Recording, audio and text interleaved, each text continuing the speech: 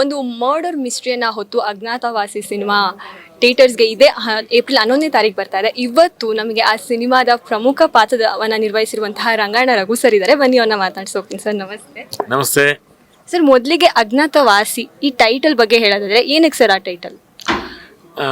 ನಿಮಗೆ ಈ ಕೊಲೆ ಮತ್ತಿನ್ನೇನನ್ನು ಮಾಡಿದಾಗ ಮಹಾಭಾರತದಲ್ಲಿ ಈ ಅಜ್ಞಾತವಾಸ ಅನ್ನೋ ಟೈಮ್ ಇದೆಯಲ್ಲ, ಅದೇ ವೇಷ ಮರೆಸ್ಕೊಂಡಿರ್ಬೇಕು ಅಂತ.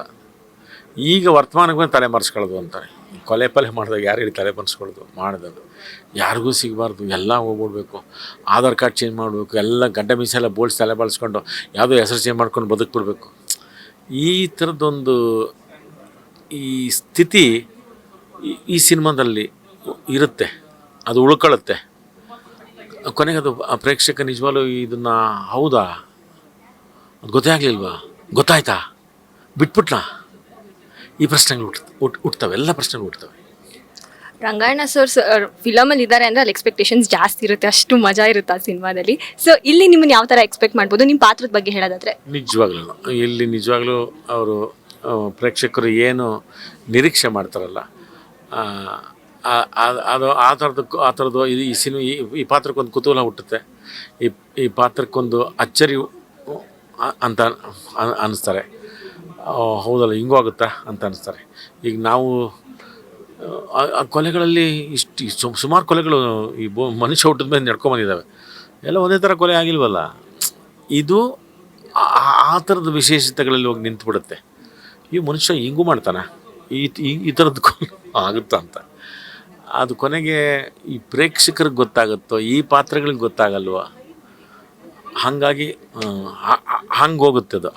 ಇದರಿಂದ ನೋಡೋಂಥ ಪ್ರೇಕ್ಷಕ ಇದ್ದಾನಲ್ಲ, ನಿಜವಾಗ್ಲೂ ಇದಕ್ಕೂ ಇಲ್ಲಪ್ಪ ಅದು ಭಾಳ ಒಳ್ಳೆ ಪ್ರಯತ್ನ, ಭಾಳ ಒಳ್ಳೆ ಕುತೂಹಲಗಳನ್ನು ಹುಟ್ಟಾಕಿದಂಥ ಇದು ಸಿನಿಮಾ ಅಂತ ಅವೆಲ್ಲನೂ ಅಂಶಗಳು ನಿಜವಾಗ್ಲೂ ಇದರಲ್ಲಿ ಸಿಗುತ್ತೆ ಈ ಅಜ್ಞಾತವಾಸಿಯಿಂದ. ಈ ಸಿನಿಮಾದಲ್ಲಿ ರಂಗಾಯಣ ರಘು ಸರ್ನ ನಾವು ಯಾವ ಥರ ನೋಡ್ತೀವಿ ಅಂದರೆ, ಒಂದು ಕಾಮಿಡಿ ಇರುತ್ತಾ ಅಥವಾ ಸ್ಟ್ರಿಕ್ಟ್ ಆಗಿರ್ತಾರಾ? ಇಲ್ಲ, ಕೊಲೆ ಅಂತ ನೀವು ಒಂದು ಕೊಲೆ ಆದಾಗ ಯಾರನ್ನ ಕಾಮಿಡಿ ಮಾಡೋಕ್ಕಾಗ್ತದೆ ಹೇಳಿ ನೋಡೋಣ? ಯಾರನ್ನ ಆಗ್ತಾರ? ಅದು ಕೊಲೆ ಆಗಿ ಅದನ್ನು ಕಾಮಿಡಿ ಹುಟ್ಟಂಗಿದ್ರೆ ಹುಟ್ಬೋದು. ಆ ಥರದ್ದು ತುಂಬ ಹೇಳ್ತೀನಿ. ಇದಕ್ಕೆ ಅದೇನು ಹೇಳ್ದಲ್ಲ, ಈ ಕೊಲೆ ನಾನು ಮಾಡ್ತೀನಿ ಅಂತಲ್ಲ, ಅಲ್ಲಿ ಆಗಿರುತ್ತೆ. ಆಗಾದಾಗ ನಗ್ತಾನೆ ಅಂತ ಮಾಡೋಕ್ಕಾಗತ್ತೆ, ಹಂಗಾಗಿರಲ್ಲ.